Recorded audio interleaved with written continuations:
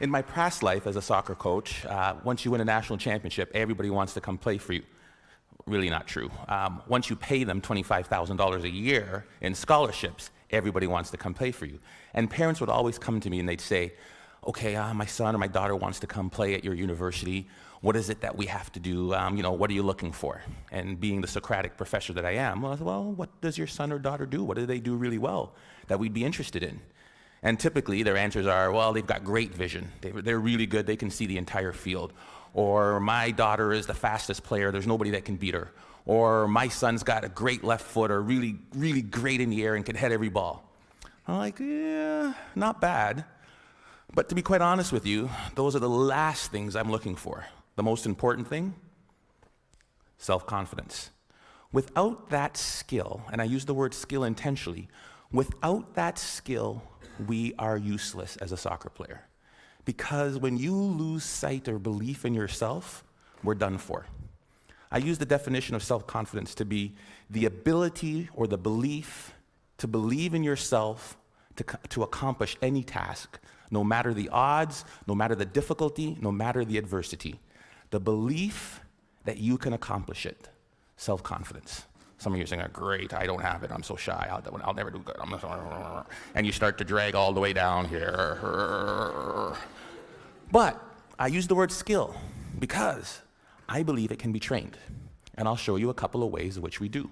Hopefully I won't run out of time. I don't use any slides because my speech always goes here, here, or here. So we'll see which way we get to.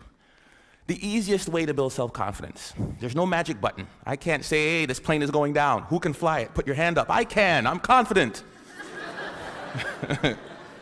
Repetition, repetition, repetition. Right?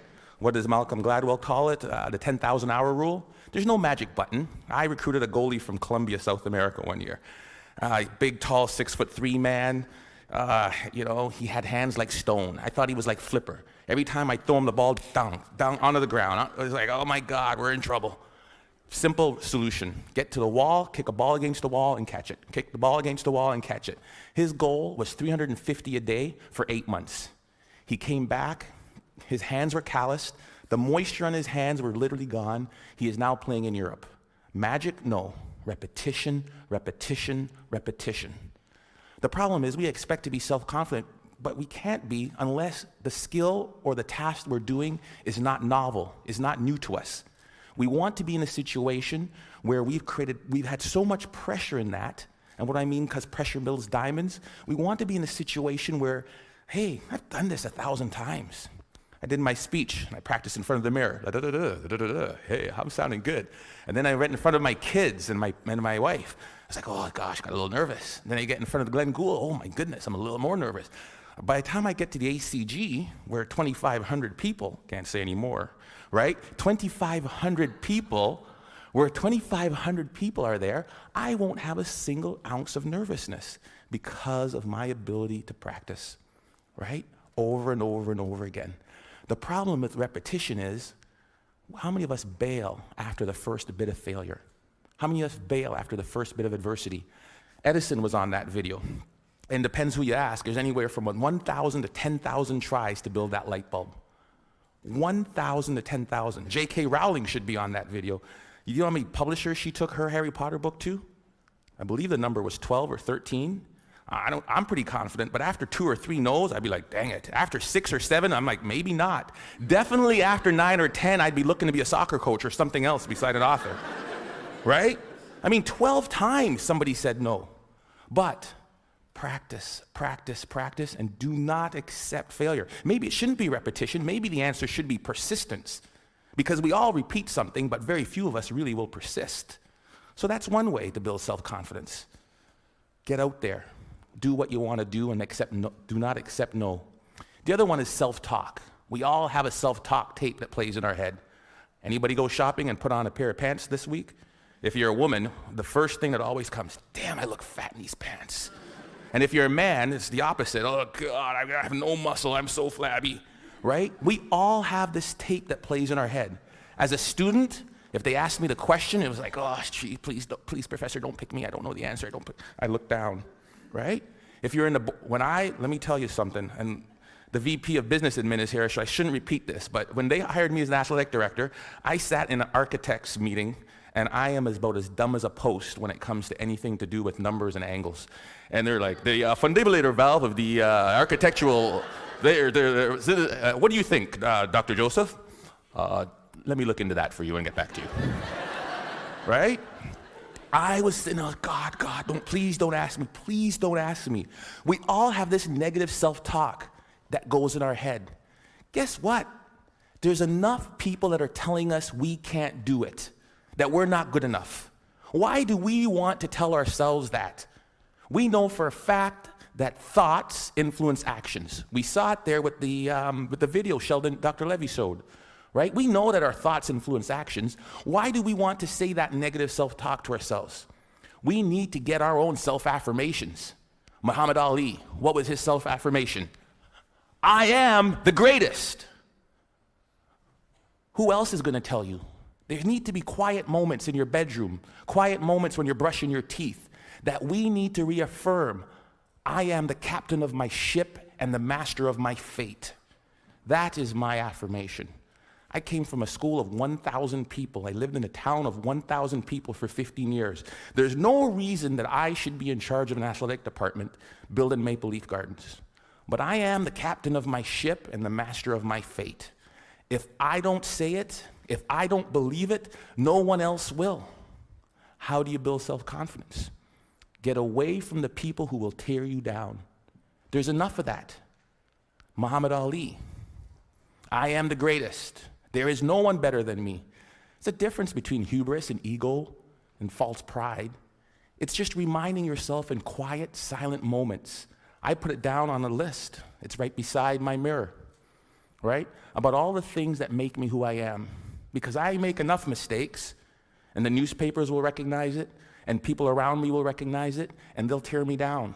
And pretty soon I'll begin to believe it. There was a time when my confidence was really low. There was a time when I took this job, when I came from Iowa, I don't know if I could do it. I had to bring out my self-confidence letter. A letter I wrote to myself when I was feeling good. Ivan, congratulations on getting your PhD before 40.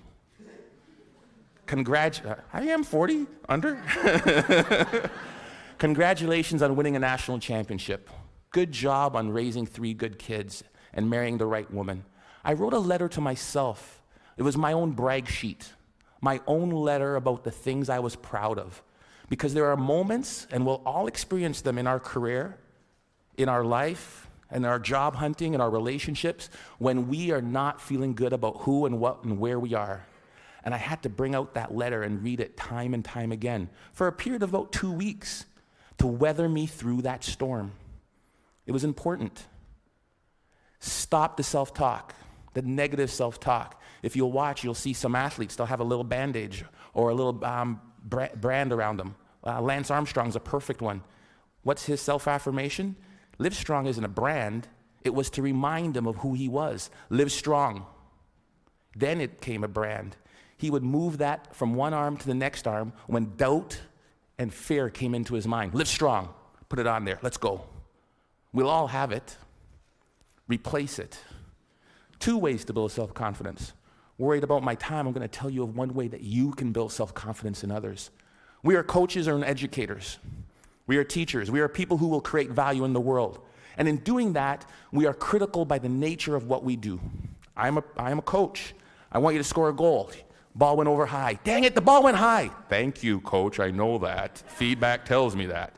So what do? I need you to put your elbow or here. I need you to put your knee over the ball. I need to follow through. Boom, land, great. Notice I never made it as a professional. What can we do? We fix mistakes. When I'm fixing that mistake, Johnny, this is terrible. You need to bend your knee. You need to do this. What have I done to Johnny's self-confidence? Bend your knee. Think of this. Next thing you know, Johnny's crushed. Ignore what Johnny does wrong and find Bob or Sally or Frida over here. Great goal, Frida. I loved how you kept your knee low, you followed through, and you landed like this. Great job. Johnny, great. Johnny's not demoralized. His confidence isn't shot. And what I've done is I've built up Frida's. Imagine how we could change the way we parented kids. Instead of, get that glass off the counter, what's wrong with you? If we catch them while they're good. Great job. Great job. Thank you, Alice, for taking your glass to the counter. It sounds simple, but we forget about it. Or as educators, or somebody as a team, if we manage to praise the positive behavior that we wanted to reinforce. We forget it. It sounds so simple. Catch them when they're good. We forget it. It's simple. Here's what they did. There was a study in Kansas that did this. They did video, and we all do video, and we showed the video of them doing the run of the play. This goal happened because the basket wasn't protected. We didn't rotate here right. We needed to do this, and then to cover the slot. And if that's the baseline, improvement of the Kansas State team went like this. Then they said they ignored all of that, and they just showed them the times they did it right. The times they did it perfect, that presented no goals, spoke to the same points, improvement went like that. It changed and revolutionized the way we as coaches interact with our student athletes. We can apply that to the business world. We can apply that to our student group works. We can apply that to our management teams easily. Catch them when they're good. Last and certainly not least, my son is really good at this. Self-confident people interpret feedback the way they choose to. I asked my son, who is by the far terrible athlete, gets it from his dad. The games, they win 5-0. How was the game? Oh, great, I scored 3 goals, I got 2 assists. I'm like, I did not see him touch the puck. But he has his own perception of how he did. I love it, right? I'm that guy. I'm like, I remember when I was taking when I met my wife, it was in the Commons. Polly, would you like to go to the movies? Ladies, dingle, dingle, dingle. And she goes, no. I ask her again, because I think that she just hasn't seen me in the right light. Maybe that's not the wrong shirt on, right? Because I'm interpreting that the way I want to interpret it. Finally, I ask her out again. She gives me this one comment, right? Or she sent it through her friend, because that's the way you did it back then. She wouldn't date you unless it was the last person on Earth, that hell was freezing over, there was a small chance we had to save the planet Earth. Some people's like, there's no chance. I'm like, you're saying there's a chance. Right? Because that's how I'm going to interpret it. If I could give you one thing to take from this, it is, no one will believe in you unless you do. Listen to the words of that video. Here's to the crazy ones, the misfits, the rebels, the troublemakers, the round pegs in the square holes. We're supposed to be different, folks. And when people look at us, believe in yourself. Thank you.